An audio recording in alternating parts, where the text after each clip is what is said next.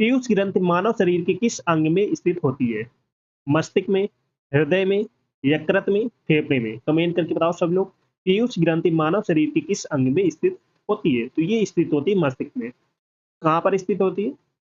मस्तिष्क में स्थित होती है। तो ऑप्शन नंबर ए करेक्ट हो जाएगा। याद रखना, पीयूष ग्रंथि मानव शरीर के किस अंग में स्थित होती है? मस्तिष्क में।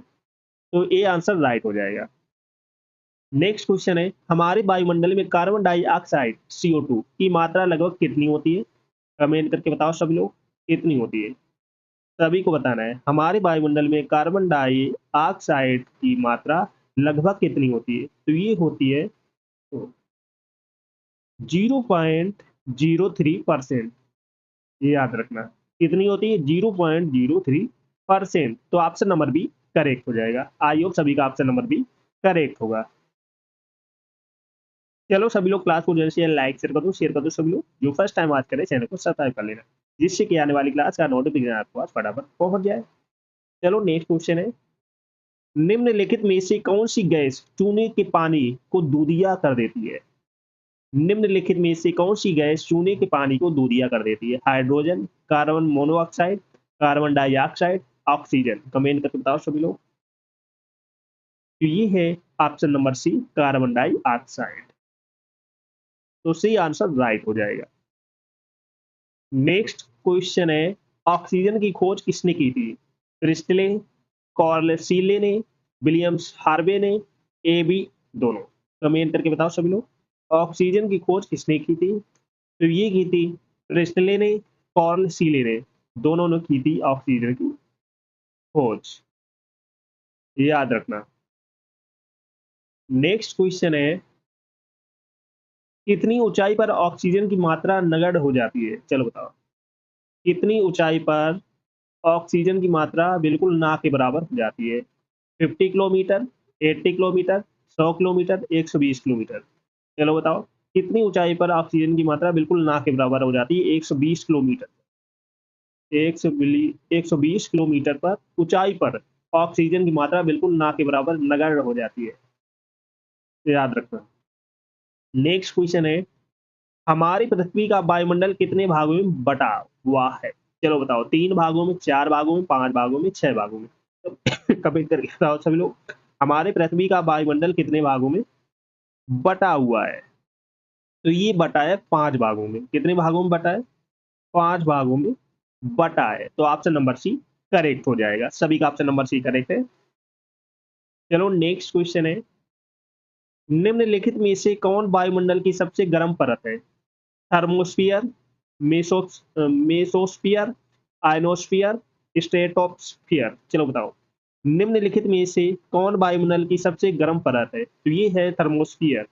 ऑप्शन नंबर ए करेक्ट हो जाएगा, स्फीयर। तो ऑप्शन नंबर ए करेक्ट हो जाएगा। आई होप सभी का ऑप्शन नंबर ए करेक्ट होगा। नेक्स्ट क्वेश्चन है, वायुमंडल में उपस्थित सबसे हल्की गैस कौन सी है? Hydrogen, oxygen, nitrogen, neon? Comment करके बताओ सब लोग, वायुमंडल में उपस्थित सबसे हल्की गैस कौन सी है? तो ये है हाइड्रोजन। तो ऑप्शन नंबर ए करेक्ट हो जाएगा, हाइड्रोजन। तो ऑप्शन नंबर ए करेक्ट हो जाएगा। चलो सभी लोग क्लास को जैसे लाइक शेयर कर दो सब लोग, जिसने ना किया हो। तो जो फर्स्ट टाइम वॉच कर रहे हैं चैनल को सब्सक्राइब कर लेना। नेक्स्ट क्वेश्चन है, निम्नलिखित में से कौन दुनिया की सबसे जहरीली गैस है? Methyl isocyanide, xylol, bromide, carbon monoxide, sulphur dioxide? Comment करके बता सकते। निम्नलिखित में कौन दुनिया की सबसे जहरीली गैस है? जाइलाइल सॉरी जाइल जाई लाल ब्रोमाइड? तो याद रखें, जाई लाल ब्रोमाइड सबसे जहरीली गैस है, याद रखें। नेक्स्ट क्वेश्चन है, पृथ्वी की पपड़ी पर सबसे प्रचुर मात्रा में मौजूद दुर्लभ गैस कौन सी है? Argon, neon, xenon, radon? Comment करके बताओ, पृथ्वी की पपड़ी पर सबसे प्रचुर मात्रा में मौजूद दुर्लभ गैस कौन सी है? तो ये है आर्गन। कौन सी है? आर्गन। आर्गन गैस मौजूद है। नेक्स्ट क्वेश्चन है,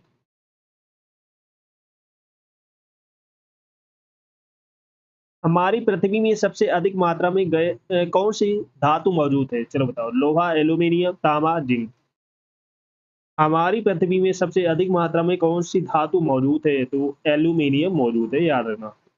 ऑप्शन नंबर बी करेक्ट हो जाएगा। सभी का ऑप्शन नंबर बी करेक्ट है। नेक्स्ट क्वेश्चन है, निम्नलिखित में से कौन एक जैविक अम्ल है? कमेंट करके बताओ। कमेंट करके बताओ सभी लोग। निम्नलिखित में कौन एक जैविक अम्ल है? कार्बनिक अम्ल, नाइट्रिक अम्ल, सल्फ्यूरिक अम्ल, ऑक्सैलिक अम्ल। कमेंट करके आप सभी को बताना है। तो ये है ऑक्सैलिक अम्ल। ऑप्शन नंबर डी करेक्ट हो जाएगा। आई होप सभी का ऑप्शन नंबर डी करेक्ट होगा। नेक्स्ट क्वेश्चन है, हमारे मुंह के पार्श्व भाग स्थित टॉन्सिल का मुख्य कार्य क्या है? चलो बताओ। लार का निर्माण करना, रोगाणुओं का विनाश करना, हार्मोन्स का स्राव करना, खमीर का स्राव करना। कमेंट करके बताओ सभी लोग। हमारे मुंह के पास भाग में स्थित टॉन्सिल का मुख्य कार्य क्या है? रोगाणुओं का विनाश करना। तो ऑप्शन नंबर बी करेक्ट हो जाएगा। सभी का ऑप्शन नंबर बी करेक्ट है। नेक्स्ट क्वेश्चन है, दो या दो से अधिक धातुओं के मिश्रण को क्या कहा जाता है? अमलगम, क्षारीय धातु, उत्कृष्ट धातु, मिश्र धातु। क्या कहा जाता है? दो या दो से अधिक धातुओं के मिश्रण को क्या कहा जाता है? तो ये कहा जाता है मिश्र धातु। क्या कहा जाता है? यार, मिश्र धातु कहा जाता है। तो ऑप्शन नंबर डी करेक्ट हो जाएगा। नेक्स्ट क्वेश्चन है, निम्नलिखित में से किसकी आयु का पता लगाने के लिए रेडियो कार्बन डेटिंग का उपयोग किया जाता है? हवनों की, जीवाश्म की, पत्थर की, शिशुओं की। कमेंट करके बताओ सभी लोग। निम्नलिखित में से किसकी आयु का पता लगाने के लिए रेडियो कार्बन डेटिंग का उपयोग किया जाता है? जीवाश्म के। तो ऑप्शन नंबर बी करेक्ट हो जाएगा। आई होप सभी का ऑप्शन नंबर बी करेक्ट होगा। नेक्स्ट क्वेश्चन है, यदि लाल रंग और हरे रंग का आपस में मिला दिया जाए तो कौन सा रंग बनेगा? पीला, लाल, सफेद, मैजेंटा। कमेंट करके बताओ। यदि लाल रंग और हरे रंग को आपस में मिला दिया जाए तो कौन सा रंग बनेगा? पीला बनेगा। तो याद रखना, येलो बनेगा। येलो रंग। लाल रंग और हरे रंग को आपस में मिला दिया जाए तो येलो रंग बनेगा, पीला बनेगा। ये याद रखना। नेक्स्ट क्वेश्चन है, पशुओं में किसके कारण खुरपका और मुंहपका रोग होता है? जीवाणु, प्रोटोजोआ, विषाणु, कीट। कमेंट करके बताओ। पशुओं में किसके कारण खुरपका और मुंहपका रोग होता है? विषाणु के कारण। किसके कारण होता है?